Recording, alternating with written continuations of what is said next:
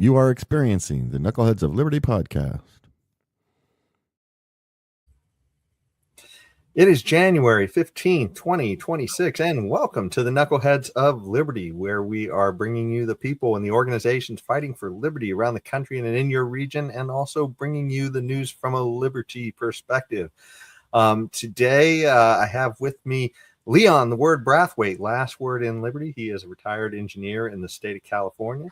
And my name is Jason McPhee, and I'll be your host. So we are going to be talking about a few different stories today. We're going to kick off with a California story, kind of a goose that killed what is it? The killing the goose that laid the golden egg. So yeah, it's sort of California socialists have kind of figured out a way to kill the goose that laid the golden egg, sort of driving billionaires out of California. So we're going to talk a little bit about that, and then we are going to get into all of the chaos happening in Minnesota, and then we'll get into a few of the wacky ideas some people have about how law enforcement should aim their weapons when they when they wind up pulling them out.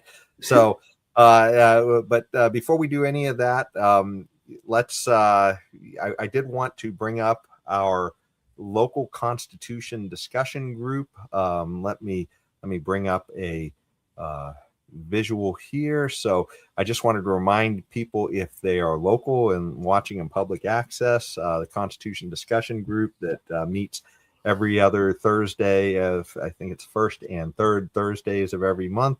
They are currently doing a series that kicked off with the origins of liberty. And on 122 coming up, they're going to talk about the genealogy of liberty.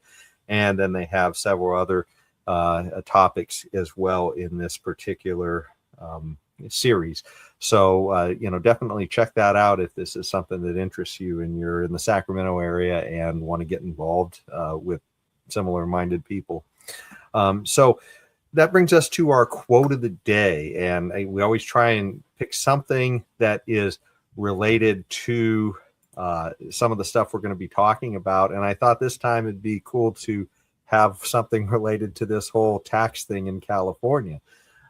So here we have a quote. We've had one quote from him once before, from Winston Churchill. And the quote is kind of bucks the way Californians think about taxing. I think so. So I thought it was appropriate to bring this up. And he says, "I contend that for a nation to try to tax itself into prosperity is like a man standing in a bucket and trying to pull himself up by the handle." And, for anybody who kind of really understands, just like, if you are thinking that you're going to get rich simply by taxing people, taxing is sort of at best a zero-sum game, and anybody who really understands it realizes there are losses there. So he'd be doing well if he just remained where he was in the bucket, but ultimately you're going to be poorer than you started if you have a system that is just going heavy on taxation. And you can kind of understand why that might be if you really think about it, because the people who are taxing you, they do not have the same incentives that you have to spend your dollars wisely. Exactly. So they're going to make a lot of bad decisions about how that money is. Going to be a lot of fraud and waste. We're going to talk a lot about that too. Both, not so much on California this time, although I'm sure we'll get into that in the coming weeks. But in Minnesota, you're seeing that right now play out, where a lot of people's tax dollars are just being flushed down the toilet. So, Leon, what do you think about this quote? Well, it's a good one. I really do like the quote. I like the analogy that's embedded in the quote. Because these idiots that we have for politicians never realize that when you place taxes on the economy, is that burden, is that weight. You're trying to tax yourself into prosperity. You see, the socialists, that is what we have an abundance of them here in California, is always concerned about the health of the government, the financial health of the government. and they totally ignore the financial health of the citizens who they are about to tax.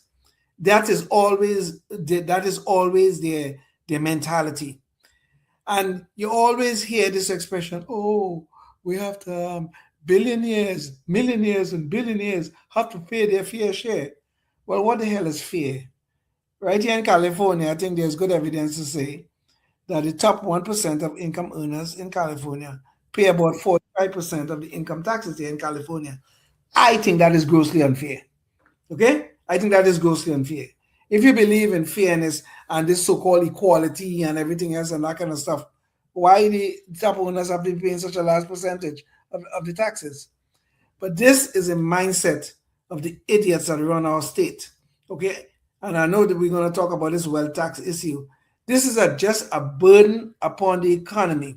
And when you do put these burdens on the economy, wealth creation is stymied. Business formation is slowed down.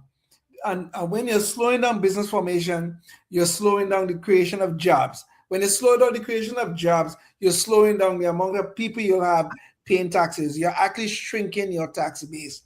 So you're doing the very thing that you're doing is contradicting the outcome that you're seeking. It's unbelievable, the stupidity that's going here. So Winston Churchill is absolutely right. You can never tax yourself to prosperity, because if you could tax yourself to prosperity, the Soviet Union would have been paradise and heaven right here on earth. Yeah. It sort of hasn't worked anywhere. Exactly. You know, imagine something with a track record that seems to have worked nowhere. In taxing yourself to prosperity, and yet it seems to be one of the best sales pitches ever, because people keep buying something that never works. So, you know, maybe these guys are better marketers than a lot of capital. You see, this is the thing. They are better marketers than us, because you know what they do, though, Jason? They always come up with these nice words. Oh, we have to talk about fair share, you know? Like, you have to be fair. And that's something I wanted to jump in on, too, because you said fair share earlier. And keep in mind, this word fair share. Now, I'd ask anybody from the party that calls itself, you know, the biggest proponents of the science, define fair share. I mean, they probably have more trouble defining fair share than they do defining what a woman is. What a woman is, exactly. They can always tell you it's more. That's yes. The fair share is always more. You know, I know someone quite well who is, well, I'll have to call him a socialist. And so one day we got into this big argument. And it was about taxing, you know, and taxes in the economy and all that. So I asked him, well, what? And he used the word fair share. So I asked him, well, what is that? He said, you know what his answer was? You don't know what fair share is? No, I don't. I hear you left-wingers use it all the time. What does it mean?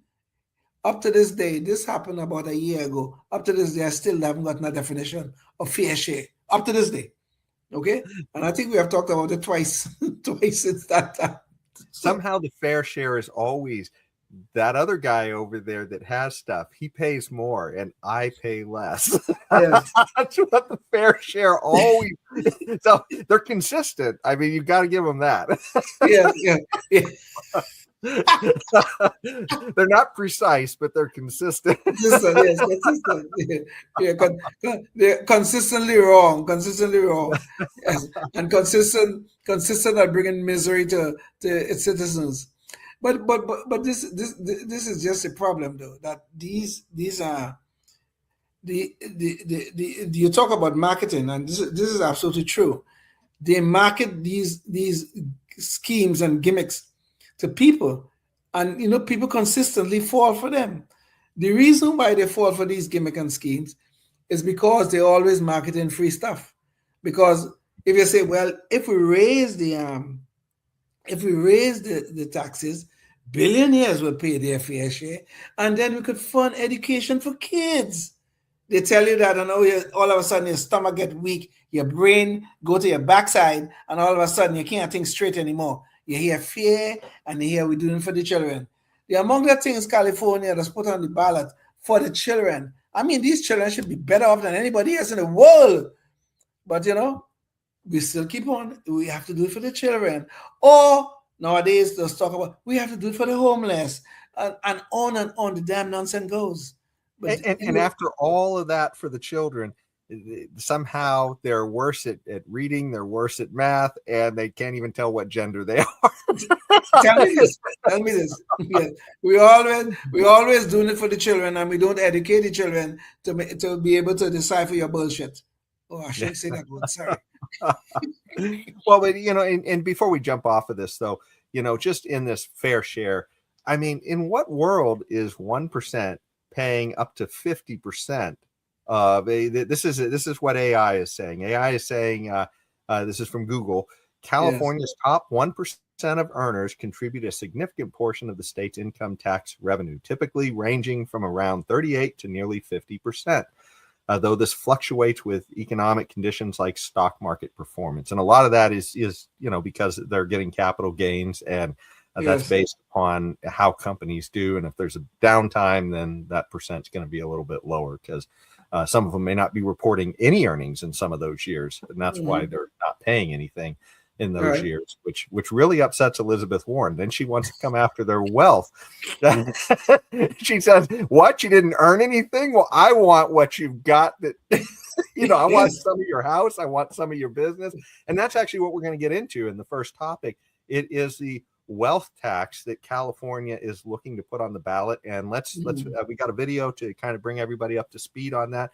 But it is kind of bad news for what it's already doing, and it hasn't even been voted on yet. But just the fear of it is driving billionaires away who are paying a lot of our taxes. So let's check it out. California voters may decide in November to impose a 5% wealth tax on residents worth at least $1 billion. So that's about 200 billionaires and about $100 billion in revenue that's on the line. Now, the twist is that the tax will be retroactive to January 1st, 2026. Lawmakers say that's to prevent billionaires from fleeing the state before the bill is passed. People can move. When you're at that level of wealth, you have an enormous amount of flexibility. Even though the vote is nearly a year away, the deadline to move and avoid the tax has already passed. So there you have it.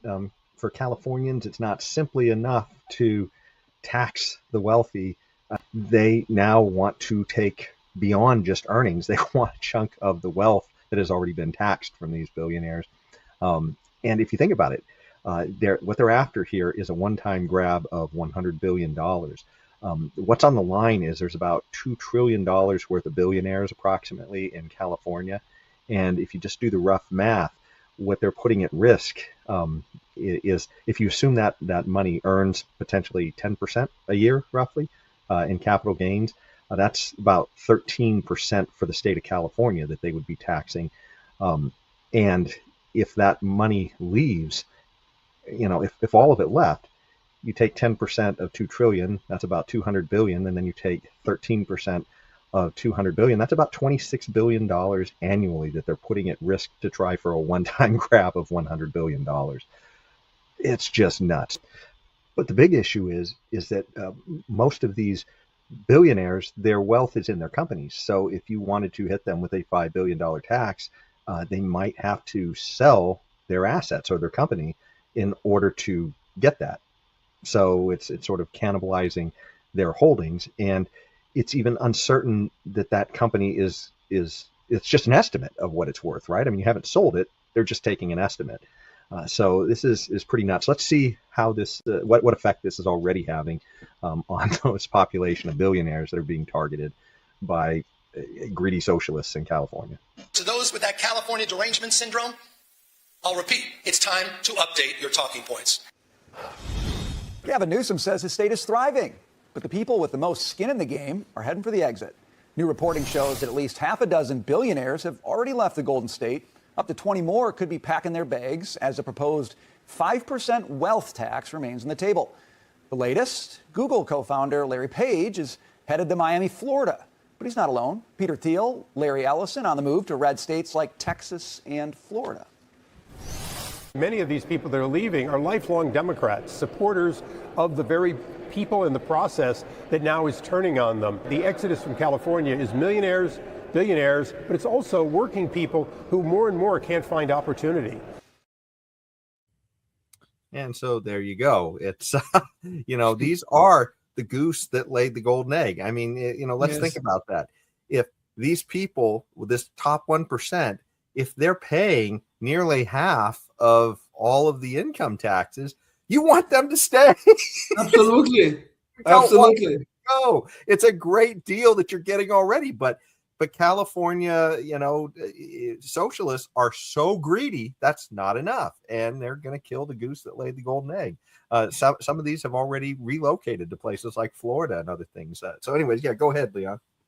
It's not only that they're greedy, they're also very economically illiterate. Okay, so but this is one of the adverse impacts of taxation, and this is why Winston Churchill is so correct. Is that you drive away your income base. You incentivize your income base to look for ways not to pay the taxes, whether it's through loopholes or through actual moving away from the jurisdiction. In this case, it will be California, and this is what the adverse effects of these taxes. These wealth taxes have been tried in other countries. I think France had a wealth tax at one time. Sweden had a wealth tax at one time, and then every single time these wealth taxes, they fail, and they fail miserably. They never live up to expectation in the sense of the amount of income that it was supposed to produce for the government. It have never lived up to expectations. And it will be no different here in California if we're so stupid as to pass this on our ballot and impose this upon the billionaires. And I guess when the billionaires leave, then they'll go after the millionaires, and when the millionaires decide to leave, then they'll come to us, the middle class folks, among the California citizens, because these schemes, they never work. They have been tried many times before. Well, socialism in general never works anyway, okay? But they have been tried so many places before. I do not know why people who have a brain most of the times continue to fall for this nonsense. Socialism does not work. Taxing yourself to prosperity, as Winston Churchill said, taxing yourself to prosperity is a gimmick. It's a gimmick that never works. And still we fall for the garbage because people are always incentivized by free stuff. We're going to take money from somebody else and we're going to buy free stuff for you. And you fall for this damn nonsense. But you're destroying the very foundation of your economy, which is the income earners, the wealth producers, and the people who pay the most taxes in your jurisdiction. That is what taxes does for you as a citizen within this jurisdiction. It destroys the most important thing, which is the productivity of the people within our land. Yeah. Well, it's funny, too, because, we use the quote from Winston Churchill, but he was the prime minister of England during World War II. And yes, he was a hero to the country at that time because he essentially was the spearhead of the fight against Hitler during those years of World War II. And his nation even kind of wanted to fold underneath him, and he kind of kept them going. And in the end, he was kind of the glue that held them together. And right after the election, right after the war, he lost his first election to a socialist or people who were pushing more socialist policies. And he said it was a bad idea. And that's the lure of socialism, right? I mean, is it free stuff? What have you done for me lately?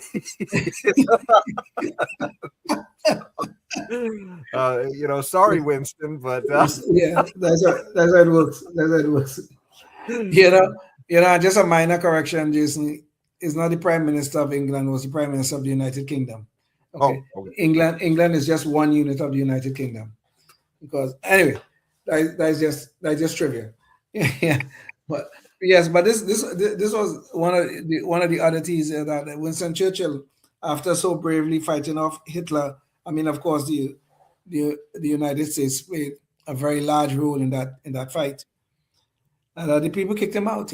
They kicked him out, and they went to I think they went to the Labour Party, if I'm not mistaken. Yeah, I think that was it. But they were essentially people who were much more socialist oriented. Yes, they thought the unions were a good thing and all this other damn nonsense and stuff, and wanted to raise taxes. I think they actually did raise taxes to quite a high level. I can't remember what it was exactly, but this is what the people always fall for. Here's a man. Okay, this is a very good example. A very good example. Here's a man who should be a hero by every measure. He held the country together at one of the greatest crises the country have ever faced. He held the country together. He led the fight. I mean, this man did extraordinary things. I mean, yes, he wasn't perfect, but he did extraordinary things for the United Kingdom and for the world, for that matter. And as soon as the war is end, the Labour Party comes along, we're going to give you free stuff. We're going to give you free stuff. Don't worry. We're going to give you free stuff. Where there's healthcare, we're going to give you free stuff. You want subsidized bus ride, we're going to give you free stuff. And the people fell for it. And they kicked out the man who should have been a hero, who should have been leading them for the next 10 years maybe. But that's how politics works. Yeah. It's too hard there. Well, and keep in mind, we spend over $300 billion in this state, and we still have an endless amount of problems. It seems like we've got homelessness. We've got, that's just like the worst in the nation. We have all kinds of issues with housing, prices. People are finding things unaffordable in a lot of ways. What are, our education system is, kind of seems to be faltering by comparison. So there's they're only teaching them kids about transgenderism. That's all. Go ahead. I'm sorry. Yeah. But it's just one thing after another. And it's sort of like, and yet they want more money, Always more money. And of course that just leads to it just seems to all be lost to grift, which is actually kind of leading to our next story that we wanted to talk about. And that's what's going on in Minnesota right now. And obviously there's a lot of, protesters on the street, and, we're going to get to all that. But first we wanted to jump into some of the fraud that's going on there, and this has been stuff that has been uncovered by, we've talked about it before on the show. We've had, there have been probes going on for the last several years, but once Trump came into office, things really started to pick up a little bit. They put some federal prosecutors on the task over there, and they were finding ridiculous amounts of fraud into healthcare and autism. And so we talked about this before, so I'm just going to give a kind of an edited down version of the video we showed before, but just to kind of give you a sense of the amount of fraud. So let me show you that video. But it looks like Minnesota taxpayers are going to eventually be out billions of dollars. And that staggering prediction comes from the man who's been serving as acting U.S. Attorney for Minnesota, Joe Thompson. From feeding our future to autism treatment centers to housing programs. Let's find out a little bit more from this Eyewitness News how the autism program worked, because I actually did a report on that, and it's pretty staggering. Take a look at this graph showing the explosion in this program. This is the amount of money the state has paid in Medicaid claims to autism treatment providers using your tax dollars. You can see in 2017, not that much, just more than $1 million. But you see the gradual growth here. In 2021, more than $80 million. But look at last year, more than $220 million paid out in claims, with a grand total of just shy of $700 million. This is what state investigators are now looking at. Sounds like either there's a lot of autism in Minnesota or there's a lot of fraud. As 5 Investigates first reported, 1 in 5 autism centers in the state is now under an investigation after a new crackdown on fraud. DHS says it stepped up enforcement late last year, around the time the feds raided these 2 clinics suspected of billing the state more than $20 million for services never provided. So surely somebody from the government is checking on who's getting this money. We have an idea of how many of those are not even real? We are visiting every single one. Is this now, for some providers, the first time that they've ever had a site visit? I can't speak to whether it's the first time some providers have had a site visit. So there you go. I mean, the state was paying money to these places, and they weren't even bothering to check in a lot of cases if these were real places. And that was what was going on, about maybe a month ago or 2 months ago. This was kind of the big news out of Minnesota that, essentially billions of dollars, had just, gone missing in all these cases. Well, now recently, just a couple weeks ago, we had a kid named Nick Shirley, who is just a YouTuber. I mean, this is the type of thing that anybody can do, right? I mean, just somebody with a camera phone and walking around making his own videos. And he decided to get in there and do a video about all of the daycare fraud that was happening there. Among other things, he was also looking, I think, a little bit at some of the healthcare fraud, but the daycare fraud is what he got all the attention from. And we're going to show some video of that in just a little bit.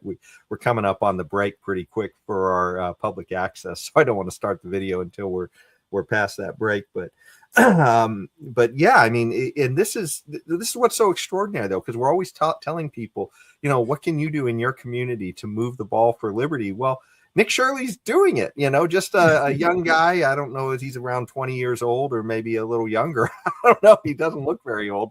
And he was going around and showing just ridiculous examples of this fraud that the state was missing. All these daycare centers that had no kids there, and they were collecting millions per year.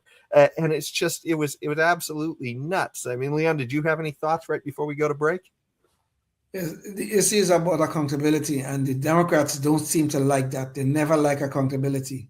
They always want to have these lax laws, whether we're talking about voting or we're talking about the money that they give out to these businesses or these fake businesses. They never have accountability. They never have guardrails on those money. So we should not be surprised at the fraud that we're seeing in Minnesota right now. We can talk after the break. Yeah. So we'll see what kind of surprise we're getting after the break. But if you're watching us on public access, that's all the time we have for you on public access. But you can catch the rest of our conversation at knuckleheadsofliberty.com, where we're going to talk about this and some of the violence going on in the protests right now, and just sort of the tragic way that's going. So check that out, and we got a lot more to talk about there. So yeah, Leon. So at this point, I guess I want to jump right into the Nick Shirley video, so people can see what we're talking about, because this is, in case you heard something about the state funding leering centers. we're going to show you what those are. In Minnesota, that's a thing. Here we go. Largest fraud scandal in U.S. history is taking place in Minnesota, as literally billions of dollars have been funneled through Somali-ran fraudulent businesses. So much fraud, it could actually almost replace the entire GDP of Somalia. These fraudsters have worked hand in hand with the Minnesota government as they enabled billions of dollars to be given to fraudulent businesses underneath welfare purposes. So Nick goes to business after business, and here we're going to see some of the results. Way too much to show. The entire video that he did is about an hour long, and actually he just came out with another one too, so I'll be interested to check that out. I think it just dropped today. But anyways, let's take a look at least a couple of his encounters. All right, we've arrived to ABC Learning Center. All the windows are blacked out. Let's see if anybody is here. This door is locked. This facility is licensed for 40 children, 0 children. I've come by this place 100 times. I've never seen a child here, ever. The only thing I've ever seen is someone standing outside smoking. What's crazy about this is that last daycare center is that green building right there. And the other daycare center right now is right here. These buildings should be operating as they're receiving literally millions of dollars. I knocked on the door, and to my surprise, somebody actually answered the door. Hello? Can we speak? I would like to check a child in the daycare. Why? Can I speak to a manager? Where can I get paperwork to file for my son? I wanted to put my son Joey in daycare. And after a few questions, the lady went silent. Looks like little Joey Shirley ain't going to daycare here. And now where are we going?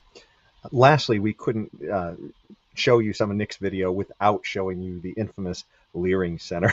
It's supposed to be Learning Center, as he's going to mention there. But these fraudsters couldn't even spell the name right for a place that they expect people to drop their kids off to. And of course, the government seems to have no questions about this in Minnesota. Keep in mind, too, that Nick Shirley here is doing, he's just a citizen journalist. He is a YouTuber, and he's doing a job that the fake news media has just abandoned and hasn't bothered to cover. So this is Quality Leering Center. I meant to say Quality Learning Center. Don't open They up! said they spelled learning wrong. Don't open up! How do you have ice here, ma'am? I'm literally a YouTuber. Don't open up! Ma'am, what do you think about the fraud that's taking place here in Minnesota? Don't open up! We have ice! And what do you think about this place being licensed for 99 children Don't open up! and getting $4 million Don't over the open up! It's ice! $4 million in the last 2 years? Go away! What do you think about that?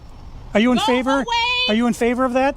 Go away! You know You're not welcome here. Shame on you! Are you in favor of $1.9 million going illegally, fraudulently to this business that has Quality Learning Center but can't even spell learning right on the door? Don't open up! And recall, as we had shown on an earlier show, that the Congresswoman Ilhan Omar, who represents this district and authored the 2020 Meals Act, from which a lot of this fraud has spawned, let's hear what she has to say about taking any ownership of this. There are people who have been prosecuted and who have been sentenced. If there was a linkage in that the money that they had stolen going to terrorism, then that is a failure of the FBI and our court system in not figuring that out and basically charging them. So she literally is responsible for some of the legislation that people are defrauding. And then she takes no accountability for there being no guardrails. She's saying somebody else had to put the guardrails in. It's not her responsibility. Not her responsibility. Yeah, of course not.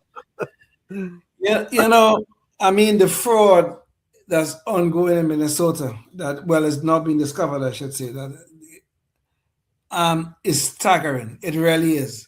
I mean, we're talking about 9 billion, 10 billion. I don't know what the number is. I don't know where this is going to land, because I'm hearing all kind of numbers. I heard first it was 1 billion. Now I'm hearing it's 9 billion. Now I'm hearing it could be up to 20 billion, all kind of numbers. I don't even know what is true, but I know there's a lot of fraud going on. And it's happening in a state run almost exclusively by the Democrats. The thing is though, the thing that we really need to know, yes, we need to stop this fraud. We need to prosecute the people who are involved in it. It looks like it's a hell of a lot of Somalis are involved with this. Somali immigrants are involved in this. There might have been some American citizens in there, natural-born American citizens. I mean, some of these Somalis probably are American citizens, but born here. But the point is, though, the more important thing that we have to find out, how much of this money, this fraudulent money, ended up with the DNC and with some of these Minnesota Democratic politicians. Because I think that is vitally important to know. Because not only these people are defrauding us, the Somali immigrants for the most part, but also the politicians like Ilhan Omar. I would bet money she's involved. I'm not making any allegations against her because I don't know this for a fact. But I'd be willing to bet money that woman is involved, have a financial interest in some of this thing. I would bet money on it. Okay. She earned money over this period at a very fast rate. I mean, it's like at a Nancy Pelosi type of rate. Exactly. They took the words out of my mouth, because I was just going to talk. They have to do this annual disclosure of the in Congress. You have to do the annual disclosure.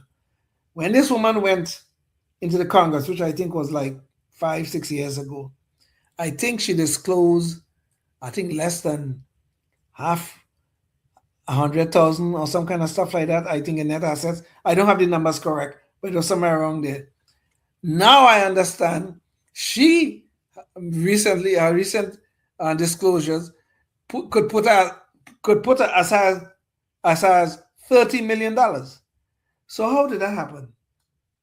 Seriously, how did that happen? I know she's married to a relatively wealthy dude. I understand who she's married to, her third marriage. But how do you come in there with this little titty bit of money? Well, I mean, $100,000 maybe is not a little titty bit of money. Everybody, quite a few people would like to have that. But still, though, how your wealth explode like this?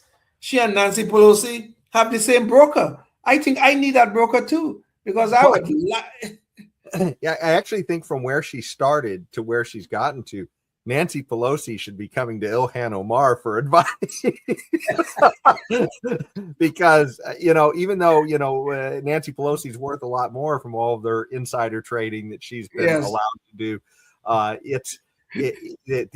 the trajectory is not as steep as what Ilhan Omar has done over this period of time. It's true. So, it's true. Yeah. I guess, Ilhan Omar is just, she really needs to expand the number of daycares, maybe that she's running. but she knows some of the people who have been arrested in this thing. And she's literally done campaign events at some of their businesses. So this is not. There are pictures of her and some of these people available on the internet. Yeah. So anyways, it's something where there's probably a lot of fraud that's going to be uncovered, and hopefully it doesn't get delayed because of all of the political fighting that's going on right now about the underlying immigration issue. And that's part of the issue here. I mean, is that the Somali community, at least with respect to, I think, the daycare fraud, is like in fact, I'm not even sure how many of these are daycare people who've already been indicted on this stuff. But I mean, it's like 90% of the people who have been, singled out by the government are of Somalian descent. Yes. This fraud. Well, I mean, it's a fact. I mean, one of Nick Shirley's video, I think the one that dropped today, he was trying to get some information from one guy, obviously of Somali descent. But I think he probably was born in America, and he was this is well, Nick Shirley, of course, asked him about the fraud. You know what he said? Oh, this is about America trying to get rid of Muslims. Oh, this is racism, and he's going on and on. He never once answered any of the questions related to the fraud. He started to play the victim card, and this is the problem we're going to have with these prosecutions, because they're going to play the victim card. Because I don't think this thing, honestly, is limited to California, or is it limited to the Somali community? Okay, well, I'm not California, Minnesota. And directly to that point, that kind of brings us up to a related story, and we're not necessarily leaving this topic completely, but there are other states, and it's not just government that we're finding out is being taken advantage of. There was actually a shooting victims fund, a mass shooting victim fund in Maine that we're finding out now that has had a lot of money go to Somalian immigrants who had nothing to do with being shooting victims in the state of Maine. So let's go to the news story that News Nation ran about that. We've sort of edited it down to be able to give you the high points of it. So here we go. Now we're here in Lewiston, Maine, which experienced one of the worst mass shootings in our country's history. And in the wake of that, our country rallied behind this community and raised millions for the survivors and victims' families. Now, those families are crying foul because they say a large chunk of that money, nearly 30% of it, went not to them, but to 29 different nonprofits. And these families are demanding answers. So let's hear from a couple of the victims. It's just terrifying.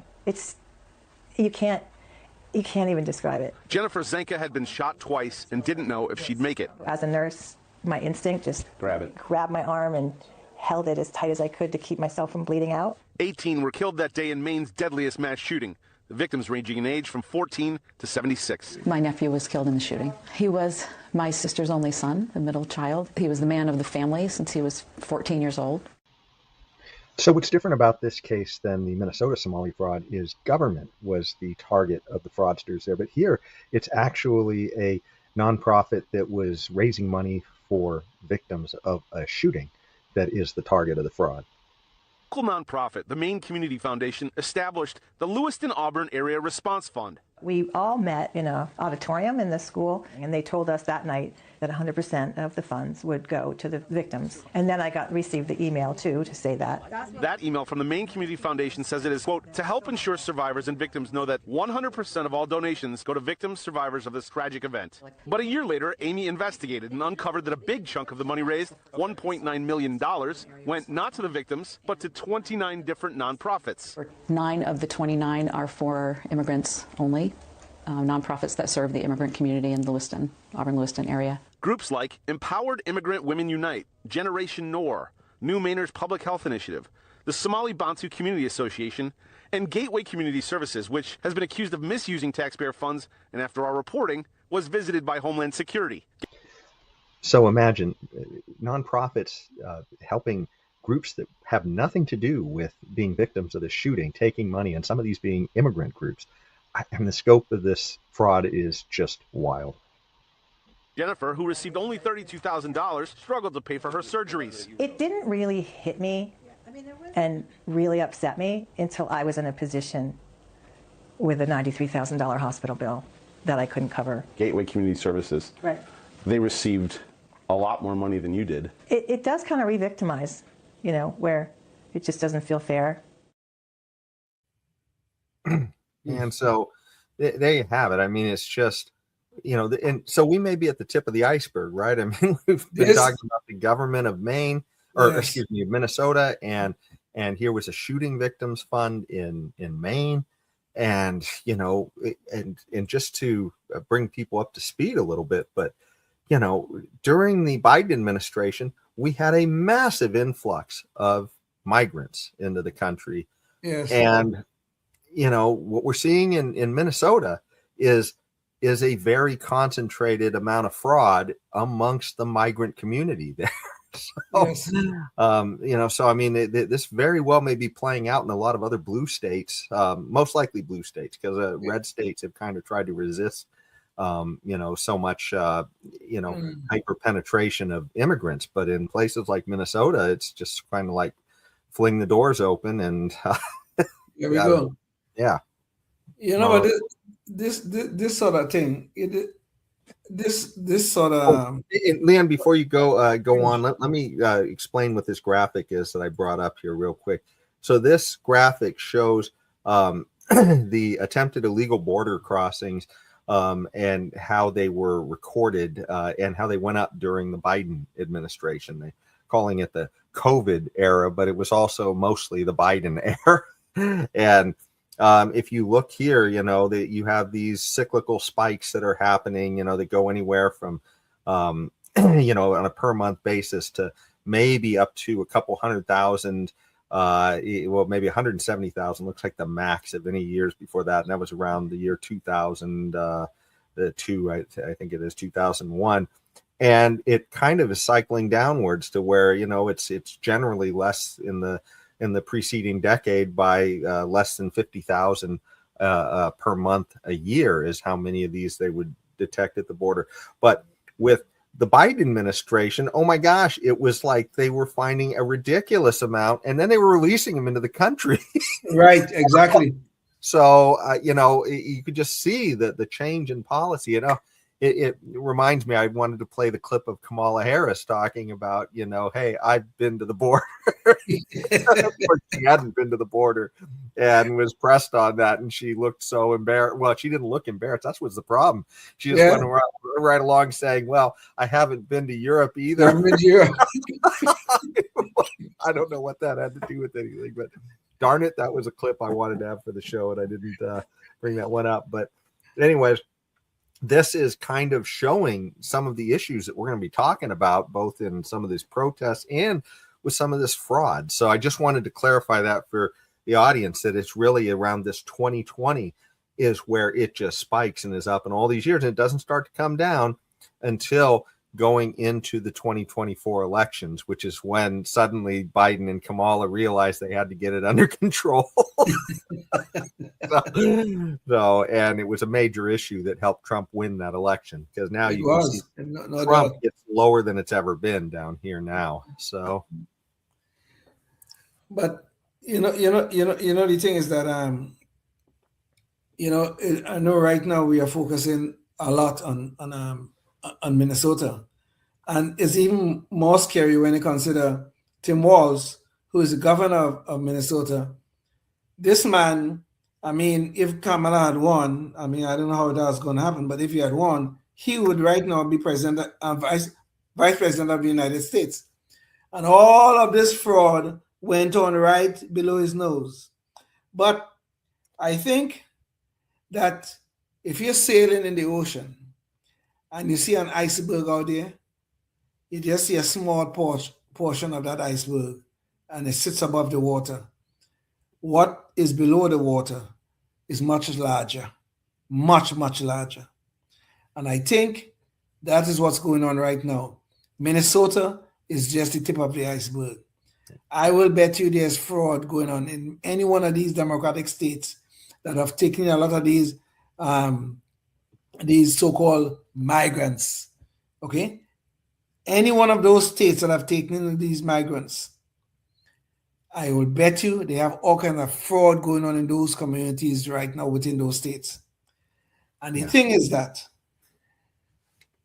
Biden and Kamala and some of the previous administrations, they allow these people to come across our borders. They not only allow these people to come across our border, they were offering them free stuff. Oh, come, we'll give you a hotel, we'll give you food, we'll give you this, and we'll give you that.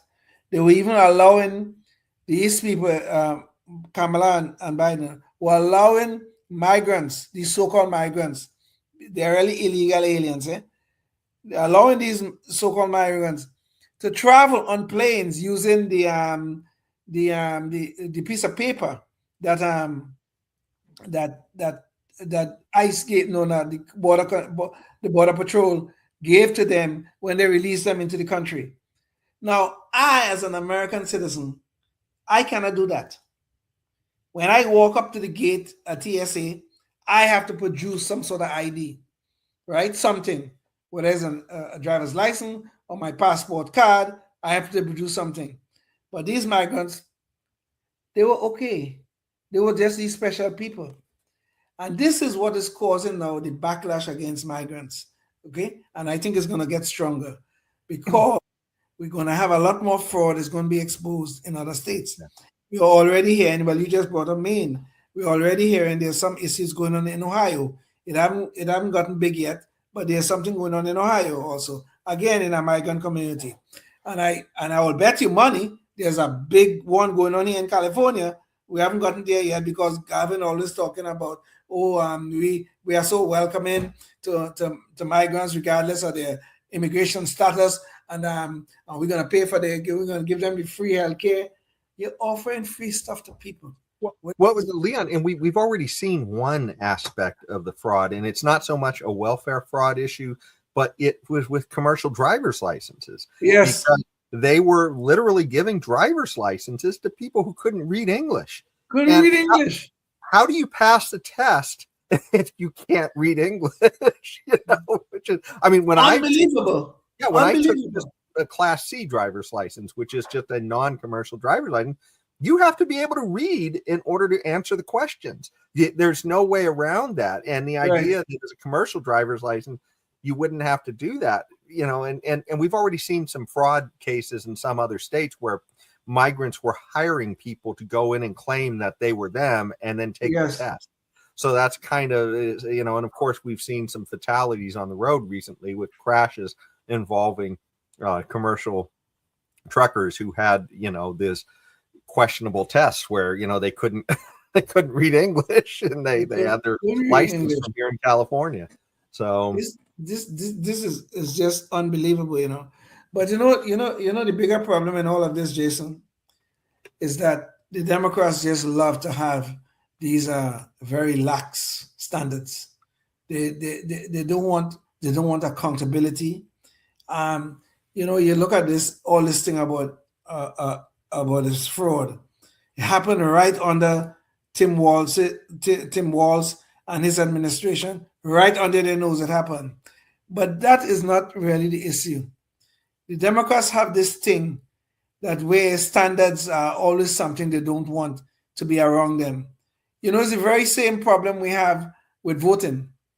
No, we can't have voter ID. No, we can't have voter ID.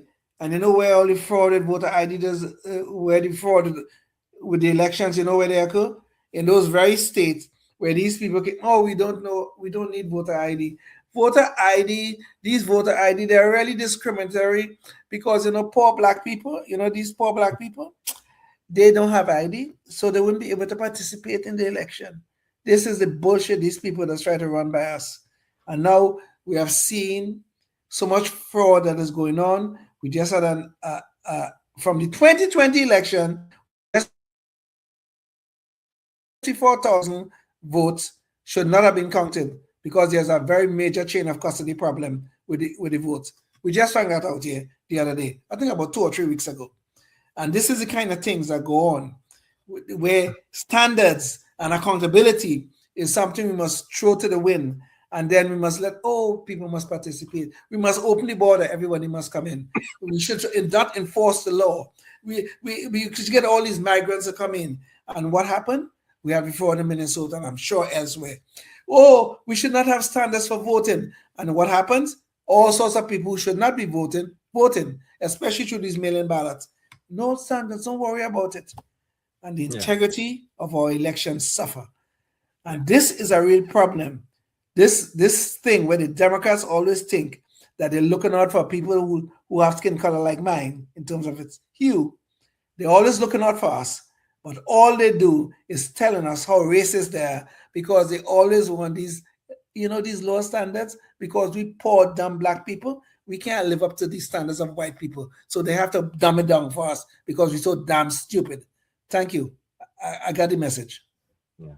Yeah. I think the real problem is we need to get a lot of these people who are having problems out of the government schools and in the competitive schools. But that's a story for another day.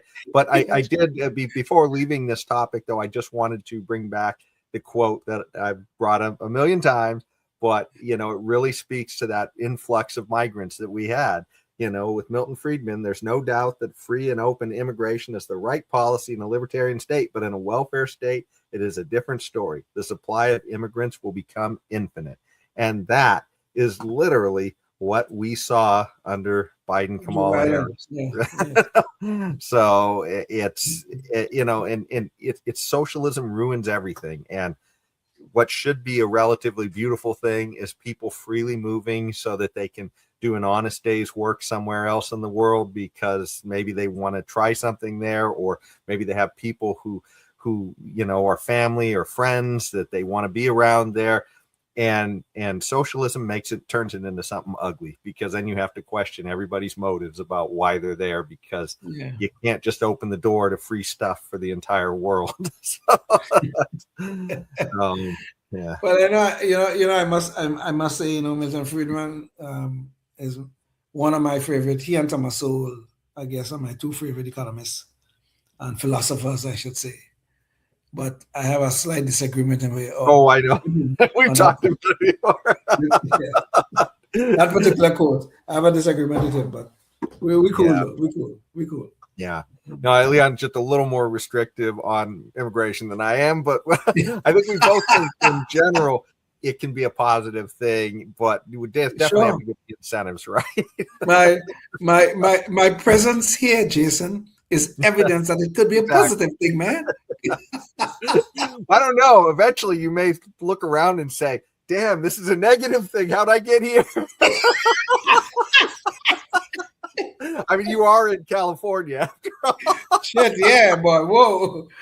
Yeah, what a choice I made. and believe it or not, since I'm in the United States, California is the state where I've lived the longest. by far.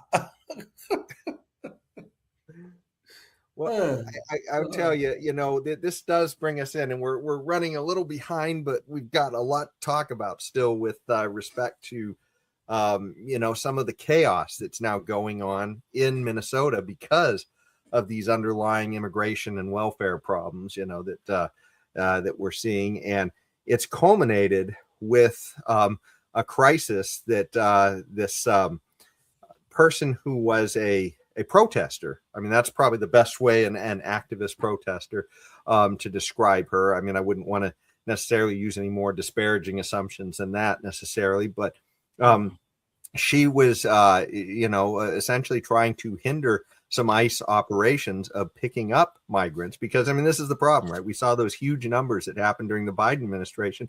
Trump won on saying that, hey, he was going to deport a lot of these people. The election, and so now he's trying to make good on that promise, and so he is going around to a lot of places, and Minnesota being one of them, and his agents are now doing the ugly task of having to go and round people up, and so protesters like this woman Renee Good, she wound up trying to impede an ICE operation, and she wound up being shot to death during that operation.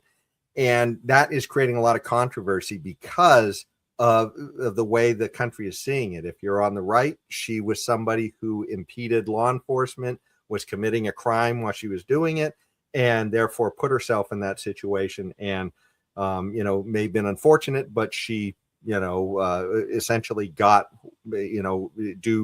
play stupid games, win stupid prizes type of thing. Whereas to the left, she was just murdered by an out of control law enforcement agency. And that's the way the left is characterizing this. But you can kind of see just in the, just remember this headline here. Oh, sorry, I don't have the visual up. This is the visual from CNN on the story. And it's mother of 3 who loved to sing and write poetry shot and killed by ICE in Minneapolis. So, I mean, not that that's funny, but the headline is funny in the sense that she was an activist, which is going to become really clear as we go into a lot of the details of the story and as we look at video of what happened. But CNN tried to make it out like somehow ICE agents just showed up and killed her for no reason, right? That she was just minding her own business. And so anyways, but that's what's leading to a lot of the protests right now out there. Protests were already starting, but now they're kind of going at a furious rate. And so I'm going to play a video to show you a little bit to characterize some of what's going on there. And and this is I've set this up so you can kind of see what it's like for ICE to have to pull people out of vehicles, some of the crowds that are being around, and the way the violence is escalating. So let's watch this this frame of video here. Oh! Troopers, catch this place. Come out of the car. Come out of the car. Come out of the car. Open the window. Go. He's in proceedings. He's good to go. Get him out the way. Lower the window. Watch out behind you. Watch out. Holy. Watch out in front of you. Watch out in front. Get out of the car. Get out of the car.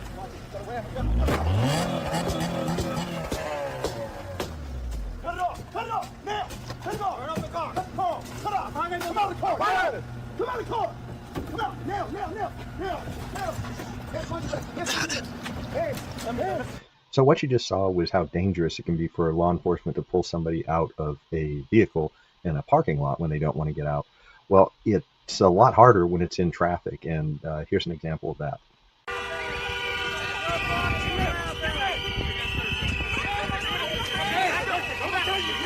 Back the f*** up!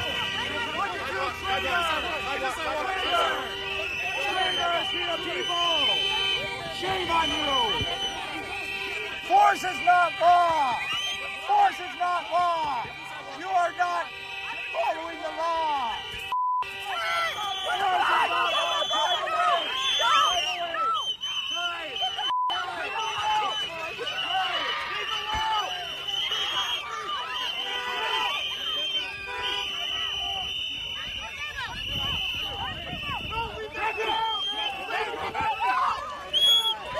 things appear to be devolving pretty rapidly with the protesting crowds, where they seem to be, they've started breaking into law enforcement vehicles at this point. So maybe shades of the Summer of Love. The latest shooting involving Immigration and Customs Enforcement officers happened around 7 p.m. Wednesday. Dozens of protesters smashed through 2 parked, unmarked FBI vehicles. They then forcibly rip out a large lockbox from the trunk and try desperately to open it. The crowd tore through a second vehicle too and successfully broke into the locked container. It was already emptied. One woman we spoke with showed us what she claimed was inside, documents that appear to be from the U.S. Marshal Service. The whole intel, how they picking them up, how they finding them. And some protesters have even begun to openly talk about meeting law enforcement with violence. Won't no ICE agent ever run up on me. I guarantee you they won't. I'll put a hole in their chest the size of a window. Safe line repair, safe line replace. That's what's going to happen. They touch me. Unarmed woman was killed by ICE. If you think you're about to come and brutalize the people while we're standing here, fuck around and find out. If you are going to legally arm yourself with something bigger than what they got. Those who serve in the public, they should be fearful of the public. They should be fearful that the public's going to be dissatisfied with their job that they're doing, not feeling like they're tyrants, not feeling like they're bullies because they got guns and body armor and walkie-talkies. That makes them immune to whatever the people would do. I think you want to correct the ideology of the pig and the mentality of the slave catcher. You meet them with equal force. And that was actually the Black Panthers. I guess they're having a little bit of a revival nowadays, and this particular protests are showing some of that. I also wanted to show another clip of just if you happen to be a counter protester out there. This is kind of like what you should expect. I mean, there's not civility. This isn't like two groups just peacefully exercising their freedom of speech. And it's kind of getting tense. So not only are you seeing things start to get broken into, but you're seeing some fights break out. And this one was kind of is making its rounds because it's a little bit extraordinary how this one worked out. So let me go to this clip.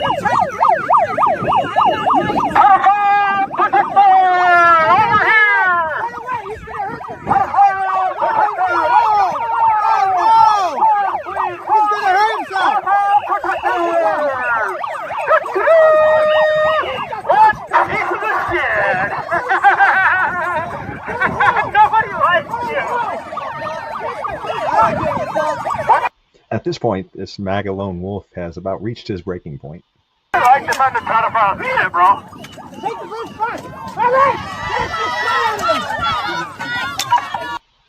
Here come the rape whistles. Come on,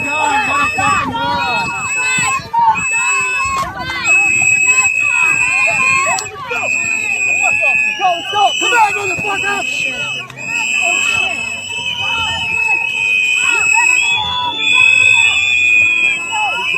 Hey, guys. So there you can see that was literally just one conservative protester out there. It looked like maybe there might have been one or two others in the crowd, but they didn't get in there to help him. He was taking out a battalion of leftist protesters. But you can see that, I mean, the way that fight started, you know, there were people who were harassing him. They were sticking what do you call it? A megaphone in the guy's ear, right in his face, and even hitting him in the head with it a little bit. And, you know, to think that I mean, here's the crazy thing. Both sides had a right to be there and express themselves. But one side was literally not allowing the other side to peacefully be there. And you know, that's, you know, without that civility, we're going to have issues like this. So what did you think of all of that protester footage, Leon? Well, you know what I think, Jason? The media, the mainstream media in America, they employ people who call themselves journalists, but they are some of the most dishonest people I've ever encountered in my life. Look at that headline they just showed. This mother of three. Yeah, that one, yes. This mother of three was killed by ICE. Now they're calling ICE Trump Gestapo, you know. shades of Nazi Germany. But this is a problem that no one will explain to any one of us. When did enforcement of the law become a crime in and of itself? What it is that these people are protesting about, what are they trying to save? These people broke the law. Whether you want to believe it or not, they broke the law. So I know protesting is a constitutional right, but what exactly are you trying to save? Are you trying to say we should give illegals, so-called illegal aliens, the so-called migrants, I should say, some special dispensation that whenever ICE approach them about their status here in the United States, they must say, well, okay, I am special, so you cannot arrest me? Well, I'm an immigrant too. I am. If I'm speeding down the road, I jump in my car and I'm speeding down the highway. If a police officer stops me, I'm an American citizen. Could I say to the police officer, well, I'm an immigrant, give me a break? So here we have these. If you're in California, maybe you can. maybe so. So here we have these people, like, okay, it's just tragic what happened to her. This Renee Good. It's tragic. But these people want to give these so-called migrants rights that are more than the rights that American citizens have. This is wrong. This is flat out wrong. You cannot tell law enforcement they cannot enforce the law. If you want that, you go change the law. Go advocate and change the law. But you cannot tell them they are law in the books. They are law in the books, and you could stop law enforcement agents, whether it's ICE or the regular police. You cannot stop them from enforcing the law. And this woman tragically learned a very valuable lesson. When there is a law enforcement operation ongoing, you do not in any way interfere, impede, or instruct that operation. You're committing a crime by doing that. So when she got out there and she decided to block the traffic or whatever she has decided to do, a police officer gave you a command to get out of your car. If she had followed those commands, she would have been alive today. But instead, she tried to attack the police officer with a vehicle. So instead of you describing exactly what happened, I think now's probably a good time to bring the video in of what happened so that people, our viewers, can actually see it. So, we've kind of showed you a little bit of a background of some of the riots and other and protester activity, so that you can get a sense of sort of how people are interacting with ICE there. In this case, and this part won't be clear, but she was there blocking traffic for about 3 minutes before we get to the point where all the video takes place of the actual shooting. And so we're gonna show a breakdown, and we took some pieces from Nate the lawyer, his particular podcast that does this, and he had a really good piece on this. So and he even had a follow-up piece. So if you really want to dive in and really get a good solid grounding on all this, and he's got a lot of experience as working as a police officer, a prosecutor, and a defense attorney, so he's really well qualified to listen to in this particular event of what happened. But we essentially took a few snippets of what he had in his video, and that's what we're going to use to talk about here, because he had one of the best put together. So many people are taking this out of context. They're showing you little pieces here and there. We're going to try and give you a overall understanding of what happened, because it's so critical to how this is being framed. And then after we're done with that, I'm going to show you how the politicians are framing all this once you've actually seen it, so you can just kind of see what it is that how they're all spinning this. So anyways, let us then watch the video breakdown of the shooting by ICE of this Renee Good, who was a protester who was trying to impede their operations. So let's look at the facts. In this footage taken by a bystander just before the shooting, we can see Good's maroon SUV partially blocking the street. Good's partner, seen here outside the car, and ICE officer Jonathan Ross are filming each other. You can see Good in the driver's seat, waving cars by while Ross begins walking around her SUV. 2 more federal officers arrive in this gray truck and approach Good's vehicle while simultaneously speaking to her. So, law enforcement officers with lights and sirens and in full uniform are ordering a motorist who's blocking traffic to get out of their vehicle.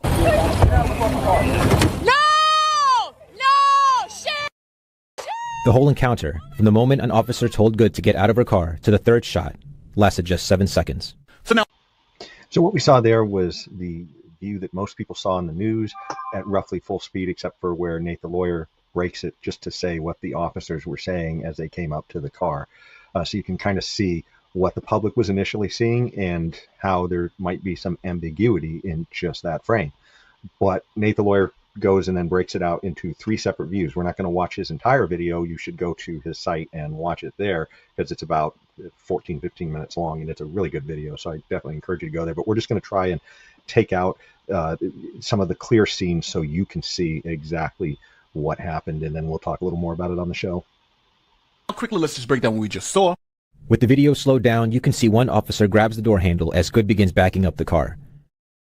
Officer Ross can now be seen filming with his left hand at the front of the car. You can see the front wheels spin forward and Ross draws his gun with his right hand. So now I want to point you to the front tire and where it's at. The officer's in front of the car and the tire is pointing at the officer. So now if you hit the accelerator, you're going to run right into the officer.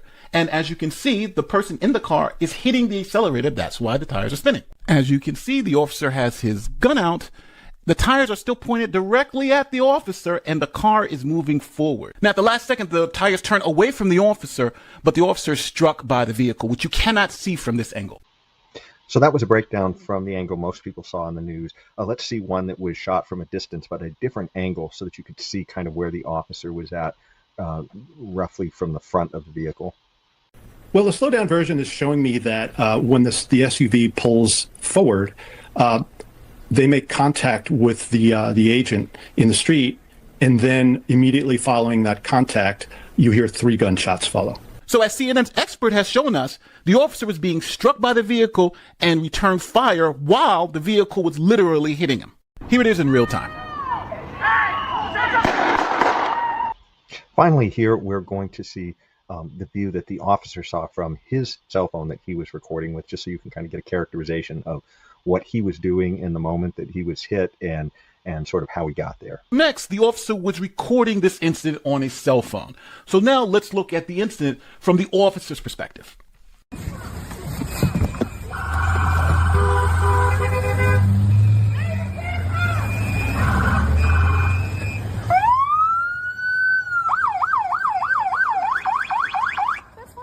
I'm not mad, boy. Show your face. I'm not mad. That's okay. We don't change our plates every morning, just so you know. It'll be the same plate when you come talk to us later. That's fine. U.S. citizen, former. You want to come at us? You want to come at us? I say go get yourself some lunch, big boy. Go ahead. Out of the car. Get out of the car. Get out of the car. Whoa.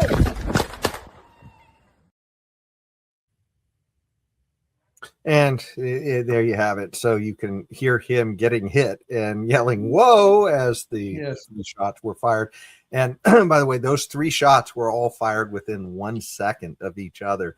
And I believe the impact of the car and the 3 shots together were somewhere between 1 and maybe 1.5 seconds, if they were even over a second.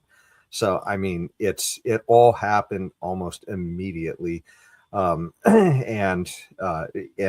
that's kind of what we're seeing here.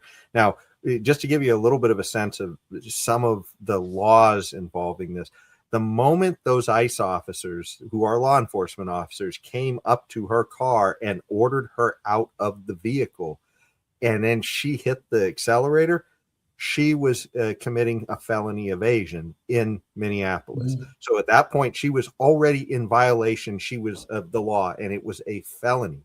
And at the moment she hit him, that was reckless endangerment at that point, because she was in the middle of felony evasion, right? And she hit him with her car. So, and now you could, even if you want to characterize this as she didn't actually, to say that she didn't intentionally assault him with the car, there's still this issue of this reckless endangerment and a felony evasion that is happening that has, caused this this incident to have occurred. So, so many people who are trying to characterize this as, well, she was just trying to leave, and they should have let her go, and all this. Well, I mean, the point is, I mean, do you believe in law enforcement or not? Kind of thing.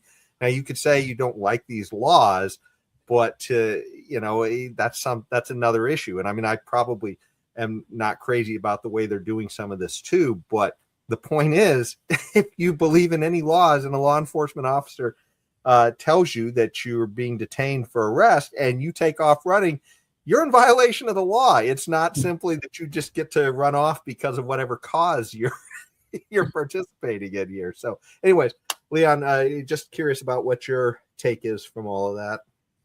Well, I don't believe in special dispensations to anyone. Okay, we tried that in this country before. It was called Jim Crow, and now we look back at such scorn at that period in our history. But we don't need to go back there. But this is what these protesters are advocating for. And look at this tragedy that have happened. Well, yes, a mother of 3 ended up dead because she was too stupid. It's tragic, I understand that. But she is too stupid to understand that a law enforcement operation is going on. You do not get involved. Okay? But she's a protester. A mostly peaceful protester, according to CNN and on all the other dishonest networks. And this is the problem we have. We have this problem where we want to give special dispensations to illegal aliens. We cannot do that. If we do, then we don't have a country. This is what is going on here. Biden and them opened the border. People walked across it. If we're doing that, we don't have a country. If these people are here and they're here illegally, and now we want to return them to their place of origin, and we think it's wrong to do that, we don't have a country, because we are saying that people can violate our sovereignty as they damn well please. They can break our laws as they damn well please, and there should be no consequences. What kind of country would we have then? Would I get that right to break the law as I damn well please? Would I get that right? I'm an American citizen. Would I get that right too? So this is the problem we have. This is the problem that we have. We have to be careful when we start distributing the special dispensation to any group of people, whether they're illegal aliens, whether they're American citizens, or whoever they are. We cannot do this. We cannot give special dispensations to anyone. Equality under the law. That's one of the core values in this land, and we should fight to keep it. Well, and more to the point too, Leon, is there's obviously there's a lot of disagreement. I mean, people on the left are calling this murder, and we're a lot of people on the right tend to think of this as no, she died as a result of a resisting arrest. But this is think about, though, when you talk about special rules for different groups and all that. Think about what we're telling law enforcement in that case. Now, we just watched this video, and this officer had a car that was, the wheels were spinning, and the car was aimed at him. The car hit him, and he discharged his weapon as the car hit him. And if you're going to say that no matter what kind of law enforcement you are, that you are the one who's at risk of going to jail in that case, if you respond with force, I mean, you don't know what the intent of that person is in that second. I mean, it's one thing to Monday morning quarterback this, right. It's not like they knew who this woman was. It's not like they knew that she wasn't, a crazy homicidal maniac like CNN tries to claim, mother of 3. They had no idea she's a mother. What her, for all they know, she could be some crazy, underground weather group terrorist or something. They really have no idea. And the public is asking that the agent be able to Monday morning quarterback, just like they were, of who this woman is, what her values were, and any of this stuff. She was in control of a car, evading arrest, and the car was aimed toward him and it hit him.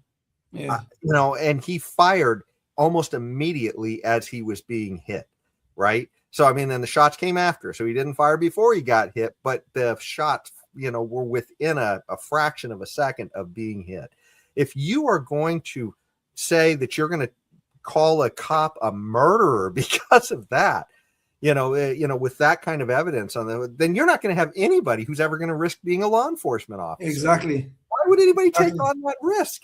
You're telling them that there's no situation where they can actually exercise force to enforce the law, which, all laws have to be carried out, with the threat of force, right? I mean, as a libertarian, we know that if all laws are ultimately backed by a gun, and which is why we really don't want a lot of these laws, right? But if you are going to be one of those types of people who are promoting laws, like socialists, they want tons of laws. Yes. That's a lot of guns that you're putting out there, pointed at people to comply. And in this case, they were pointed at one of yours.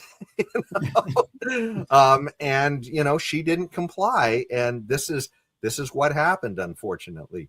But yeah, so I just, it strikes me that if you're going to tell us now, hey, maybe there's more evidence that we haven't seen yet. And, maybe we'll find out that he knew this woman and he wanted to kill her and all that, but that's not on the table. What we know is what we saw in the video. And based upon what we've seen, people are calling this guy a murderer, which is just nuts. So yeah. But that is a problem, though. We have the media and some of these protesters and everything with the Monday morning quarterbacking, and they're trying to make, not the woman, they're trying to make law enforcement the bad guy in this thing. They're trying to make law enforcement the evildoer in this thing. When the man was just doing his job. That was he there for. He was just doing his job. Okay? And then this woman tried to run him over with a car. And he killed her. Yeah. But I don't even know if she tried to run him over, but the point is she almost did run him over. That's the whole point. Right. Regardless of what her intention was, she was clearly fleeing arrest at that point. And we know that fact, and that's a felony. And then she ran into him when she committed the felony. So it's really, this is from A to B. I mean, this should be pretty simple for people, and yet they're so tied up with their tribes that yes, it gets back to this thing. They're just out there inciting violence is what they want to do. They want to make life uncomfortable for ICE. They want to have violence against them, and there is violence being committed against ICE. If they respond, then they're the Gestapo. They're shades of Nazi Germany, and this is where the dishonest media. And even though I have to give CNN a little bit of props, because very early after that incident, they did show a frame by frame, and they did say that the shooting was justified. I don't know if they used those exact words, but they certainly implied that the shooting was justified. They implied that there could be justification, as I think the way they framed it, which that's the point, right? Based upon the evidence that we're seeing, it could be justified, right? Exactly. And that's all we're saying. There's so many people out there who want to condemn this person before we know. In fact, let me bring up now a video of politicians from both sides who are kind of prejudging this when there hasn't been a trial. I mean, the whole point of our system is that when something happens, there's supposed to be an investigation and a trial, not everybody jump on social media and say, let's just see who gets more votes, and that's the side that wins this thing. Okay.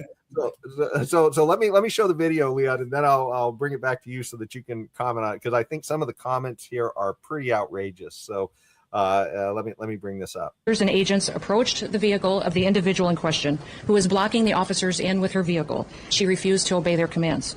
She then proceeded to weaponize her vehicle, and she attempted to run a law enforcement officer over. This appears as an attempt to kill or to cause bodily harm to agents.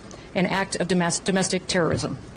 The precedent here is very simple. You have a federal law enforcement official engaging in federal law enforcement action. That's a federal issue. That guy is protected by absolute immunity. He was doing his job. The idea that Tim Walz and a bunch of radicals in Minneapolis are going to go after and make this guy's life miserable because he was doing the job that he was asked to do is preposterous. And here is Trump chiming in on social media to let everybody know that he felt Renee Good was a paid agitator who essentially had assaulted the ICE officer, and that the ICE officer was simply defending himself. So now you've heard political leaders on the right jumping in, giving their take on this whole thing. Now let's hear some of the political leaders from the left giving their take. If that is following his training, then I think there are larger questions about the training that's being provided to ICE agents. I think we can all see that video and come to our own conclusions that that ICE agent murdered a woman in Minneapolis. And it is a glimpse into what has been a year full of cruelty. What we saw today was a criminal murder a woman and shoot her in the head while she was trying to escape and flee for her life. And I think what we saw today was a manifestation of every American's worst nightmare, which is their government turning into a tyranny. Do you believe he should be arrested, the officer involved? I think what we saw was a murder today, and I think that we need, of course. You said that she was fleeing for her life. Do you know that she was fleeing? I think we saw this vehicle, and listen, part of a due process is to allow an investigation of what transpired and what occurred. I think what... Having seen the video of myself, I want to tell everybody directly, that is This was an agent recklessly using power that resulted in somebody dying. To ICE, get the out of Minneapolis. That law enforcement professionals, real ones, not the fake made up ICE, probably Trump's new army to attack citizens of the United States. Did you hear what I said? No law enforcement professional wears a mask. None. None. And so we stand here today with all those who stand against the made up fake, what you can call ICE professional law enforcement. I don't call them none of that. I call them made up fake wannabe law enforcement. Because what they do is against not only legal law, but the moral law. And the fake, whatever they call them, because I can't say the name, but the criminal in the White House would not be able to keep you from going to jail.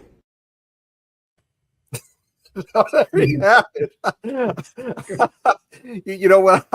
That woman at the end was the police chief in Philadelphia chiming in. You know, but and she actually got a lot of her rant went a lot longer than that, and she had a lot of details wrong as far as the law goes. She is incompetent as she songs.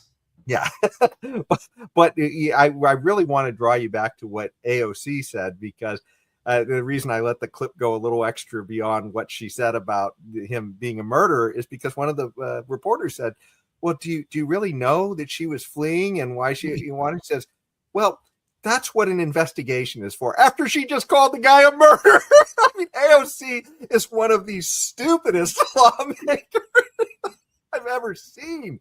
And I mean, there she was just owning herself in that thing. And it's just absolutely nuts, going on about how he's a murderer. He's a murderer. He's a murderer. Do you really know? Well, that's why we need an investigation. You know, Jason, to be honest, I have to correct something you just said. I think calling AOC stupid is really making stupid look bad, really and truly, really, seriously. I mean, that woman is out to lunch. Well, if you remember a little bit about her, she was the one who told us we only had 12 years to live on the planet, right? She was the one who told us that. And I think we're still here, and I ain't hear nobody talking about that anymore. All right. Yeah, I think we're almost 12 years. We're 1 or 2 years short of her thing that we're running out of time. Running out of time. Yes. Running out of time. Okay. And now she give us another gem. Okay. I don't know if she looked at the video, but if she did, and she still came to the conclusion that she did, then that she's suggesting in that video you just showed, then I really have to stand by what I just said, Jason. When you call this woman stupid, you're making stupid look bad, man. Come on. You know? Remember, in January 6th protesters, she thought they were there to rape her.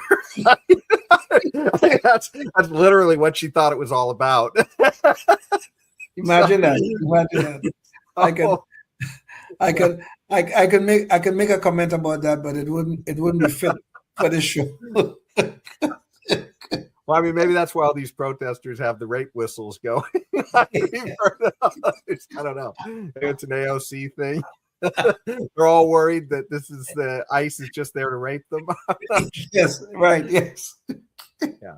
But I've got to say, the one thing I did want to hit before we, move off of this topic into our Knucklehead Noise Patrol is that, as far as immigration goes, I mean, there really is a human cost to all of this deportation stuff. And there's just a short video that I wanted to show about somebody, one family being impacted by this. And, as far as who's to blame, that's, I think it's clear that, Joe Biden set all this in motion with his open the door to welfare and migration, but there is a real human toll that shouldn't be lost in all this. And so here's a short video of one family's experience there in Minnesota.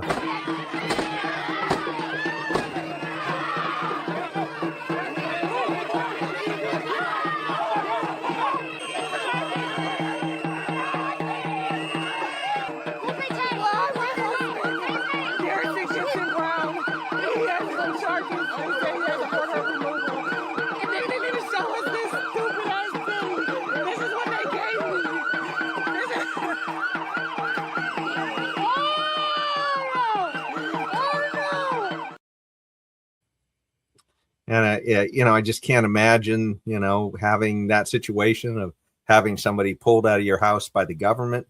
But, this is this problem. I mean, socialism literally makes everything ugly. And that's where I think we've gotten to at this point. So, yeah. These are the things, you could always find these heart-wrenching stories. And, you obviously feel the pain of these people. But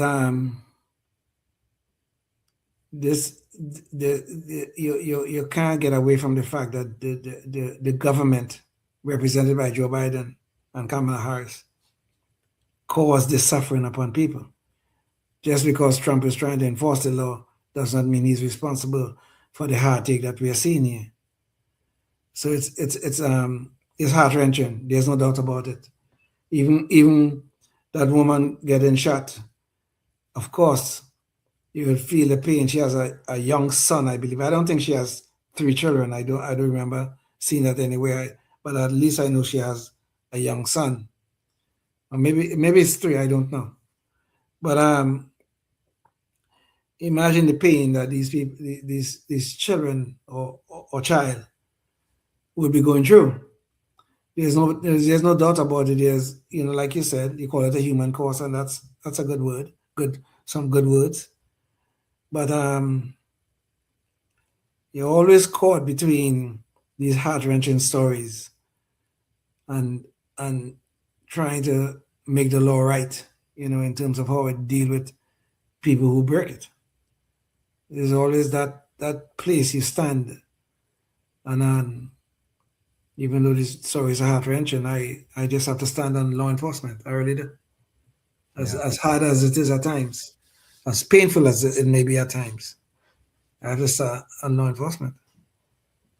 But and that's why I really like Milton Friedman's take, even though I don't want to get too far into that. But he starts off his statement by saying there's no doubt that in a libertarian society that migration, relatively open borders is the right call, because that's allowing people to form relationships that are voluntary and consensual with one another, and the government largely staying out of it. The problem is the government isn't staying out of it in a collectivist state. They are taking money from some people and handing it to others. And in the case of Democrats, they're clearly, as we saw with all this stuff in Minnesota, they're taking money from honest taxpayers and handing it to people who are coming in, and it's being abused. And that's the problem, right?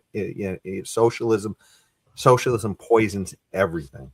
So the incentives of socialism are just societal cancer. And so, yeah. And you'll have no disagreement from me because, but I just have to add, even if we could get that libertarian state, it's going to end up just like Minnesota. Yeah. You have to get people to live it. You got to get people really to live it. Exactly.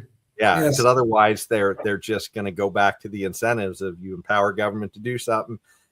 Concentrated power in government gets captured, and that's what we're seeing in Minnesota. It's being captured and handed over to special interest groups, and it is. That is why it is vitally important to keep government in check.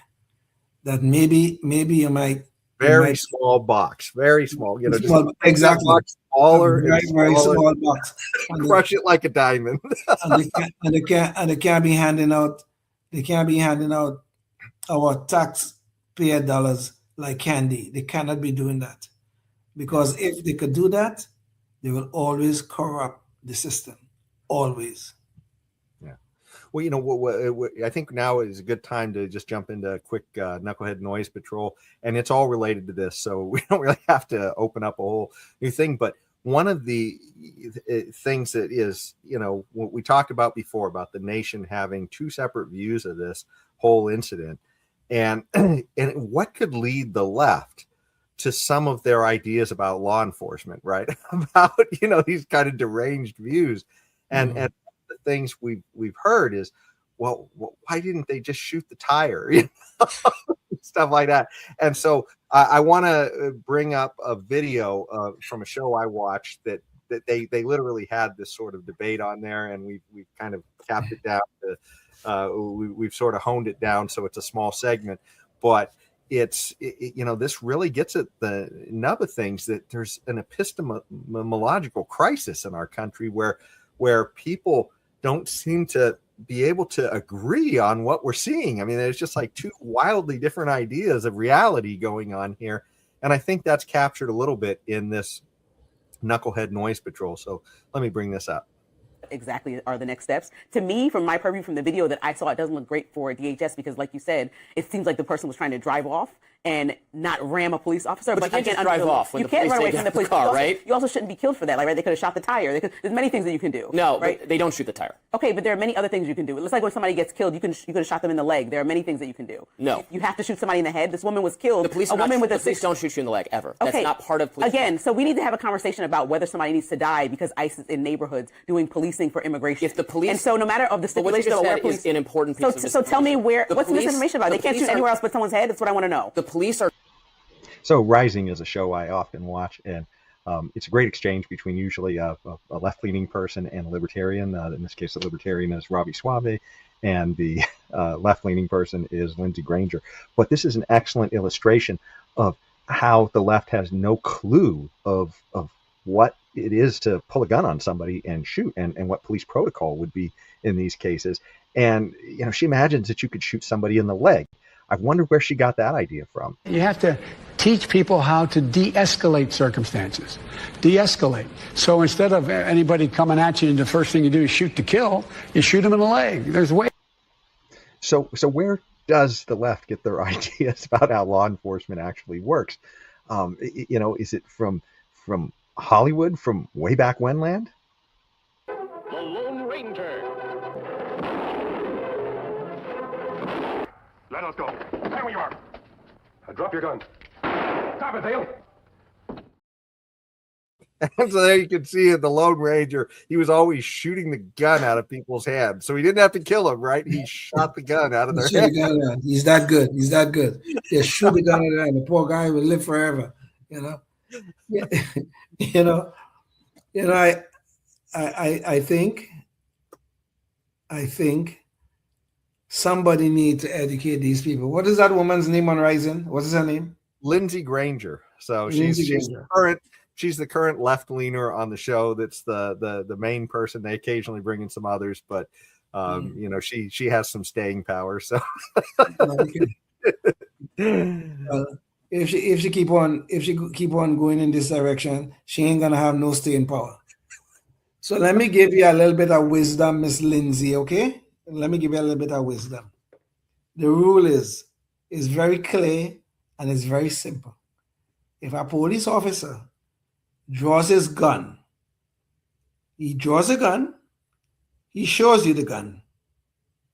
If you continue whatever action you're doing, the police officer will then shoot. And when he shoots, he must shoot to kill. There is no way to get around that. Long ago, I got to say, it's not necessarily to kill, but it's to end the threat. And end the threat oftentimes mean shooting for the center of the mass, which is probably going to kill somebody if it hits. So, you know, that's the. Yeah, you can say. They're usually not aiming for the head. Let's put it that way. They're aiming for the center of mass. well said. Aiming for the center of mass and shooting to kill. But I will accept your clarification that you shoot to end the threat, and usually that means you're going to shoot some bodily part, or you might hit the head and kill the person. But there's no such thing as protocol that say allow you to shoot to shoot them in the foot or shoot out tires if it's possible. Well, I mean, sometimes you could do that, right? If somebody's fleeing, you could probably shoot out the tires. If the person is not visible, you could stop the vehicle by shooting out the tires. That is possible. But when the person is in front of you and coming at you, like we had with Nicole Good or Renee Nicole Good, when the person is in front of you, there's no issue there involved. Okay. Whatever it is that the police officer has to do, he could show you the gun, he can tell you to stop, but if you don't, he's going to end the threat, as Jason correctly says. And that ending of the threat usually means the ending of your life. Usually. Sometimes it don't, but usually it does. And I wish Lindsay and all our left-wing idiotic friends would just understand that simple concept. Long ago, police officers used to shoot people in years ago in this country. Used to shoot people in the leg, or at least try to shoot them in the leg. And you know what happened? Several police officers got killed in the process of that. So I don't know when this policy of if you have to shoot to end the threat, as Jason put it. Leon, I'm sure there's some people who probably watched The Lone Ranger and maybe they tried at some point to shoot the gun out of somebody's hands, but you know, those people got eliminated from the gene pool pretty quick. Trying to shoot the gun out of bad guys' hands. They're all gone now, just like the show The Lone Ranger. Well, I guess whether I believe in the creator, a godly creator, I believe in evolution as the creator. These people, the threat of these people were ended. They got eliminated from the gene pool. Their threat was ended. So maybe that's a good thing, because they probably will end up getting more people killed than they need to. So on a serious note, yeah. Police officers, law enforcement officers in general, have a very dangerous job to do. Okay? You have these idiots talking about defunding the police. This has these idiots talking about, well, they should shoot them in the leg and blah, blah, blah. This dangerous job that they must do. Of course, there are instances where police officers go off the rails and they make mistakes, okay? Even this George Floyd thing where they burned down our cities because of George Floyd's killing. I don't know what was the justification for that. Yes, I think Derek Chauvin might have went off. He might have, actually his initial action was legal. It was an illegal action, but maybe he went on too long, fine. I can understand him being punished for that. But you have to burn down the cities? George Floyd was a common criminal. That's what he was. He once held a gun to a pregnant woman's head. Nobody ever talks about that. Well, and remember too that regardless of what you think of Derek Chauvin's, exercise of his duties, George Floyd had taken a near either a fatal overdose or near fatal overdose of fentanyl. So Yes. he had literally swallowed this stuff just before this whole event happened, and that's why. I mean, so yeah, I mean, he just like Renee Good, he had something to do with his situation. Exactly. Yeah. So and you're absolutely right. Renee Good failed to obey a police command and almost ran over a police officer, and it ended her life.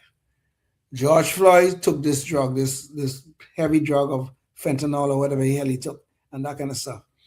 So, and then they encountered the police. So Chauvin might have, he didn't kill him. Chauvin probably didn't kill him, but Chauvin probably contributed to his death. Okay. And two, just to not let Floyd completely off the hook either, just as taking drugs, he was also committing a crime too, which is why the police were called in. So he was committing counterfeit. He was passing counterfeit bills. So, oh Jesus Lord! Nope, it looks like the thing froze. Okay, there you are, Leon. It's yes, yeah. But the point is, though, rationality seemed to be a very difficult. Rationality seemed like a very difficult concept for a lot of people these days. Oh, I'm going dark here, Jason. Yes, rationality is a very difficult concept for people these days because we have this dishonest media out there that trying to throw gasoline on every little incident to make it either a racial incident or make it something that is ethnic, some kind of ethnic thing or whatever it is, just to gin up the people, to incite some kind of violence or something. Oh, we're gonna protest. What are you protesting?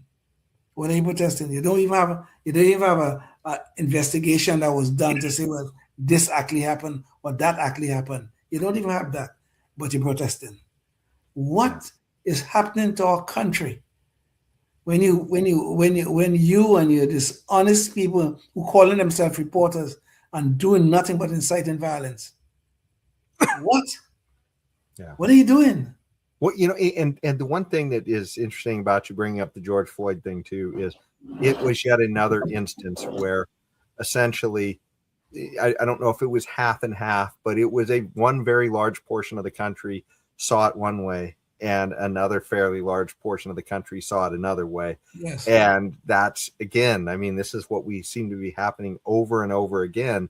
And some of this, you would think that the media needs to do a little better, right? I mean, we need to have people who are trying to be a little bit objective when they're taking this job on and not completely just tanking for one side. And that's the problem we currently have is that, I mean, even though I agreed more with the right than the left on this particular take of the Renee Good shooting, because we heard what came, like, for instance, when what's the name? JD Vance said that he has complete immunity. And well, no, that's not true. I mean, even though he's a lawyer, you should know that, if he was acting outside the bounds of his job, he doesn't have immunity. And that is kind of what the left is claiming, that he wasn't following, a lot of proper protocols. Now that remains to be seen. You have to take that to court. And, and I think in fairness to JD Vance, he probably just looked at that and said, yeah, he's following protocols. I think if you're on the right, it does look like, but still that needs to be, looked over in an investigation. But that said, I mean, and then of course the left was just completely nuts. I mean, claiming, that, not even willing to admit that she was committing a felony evasion, right, of an arrest. I mean, how can any law enforcement officer look at that when a police officer or any law enforcement officer tells you to exit the vehicle and you take off running, that's not felony evasion at that point? I mean, it's just like you're completely dishonest if that's what you're going to tell everybody. So it's just nuts. But indeed. Well, I think. Oh, sorry, Leon. Go ahead. No, that's totally not. I'm just agreeing with your statement. Yes. Well, yeah, we've definitely had a long one this time, but of course, this was a long issue this whole Minnesota thing is still carrying on. So I'm sure we'll be talking about it in the upcoming weeks a little bit, because it ain't over. And Trump is talking about the Insurrection Act because of some of the stuff that's going on. So there may be consequences that keep getting ratcheting up going into the future. So I guess we will wait and see. But until the next show, think about what you can do in your community to advance the ball for liberty. We saw Nick Shirley doing it out there in Minnesota, and I think he's running around the world doing it in other places too. Hopefully he comes here to California and starts doing it, because we need somebody to show up some of that fraud here in California. So, but hey, if you're sitting here watching and you wonder how you can get involved, if you spot some fraud, maybe you can, get involved in illuminating it for everybody too. From if you spot some fraud from government. So anyways, thanks so much for watching us. And until the next time, stay tuned and stay free. Oh, yes, indeed.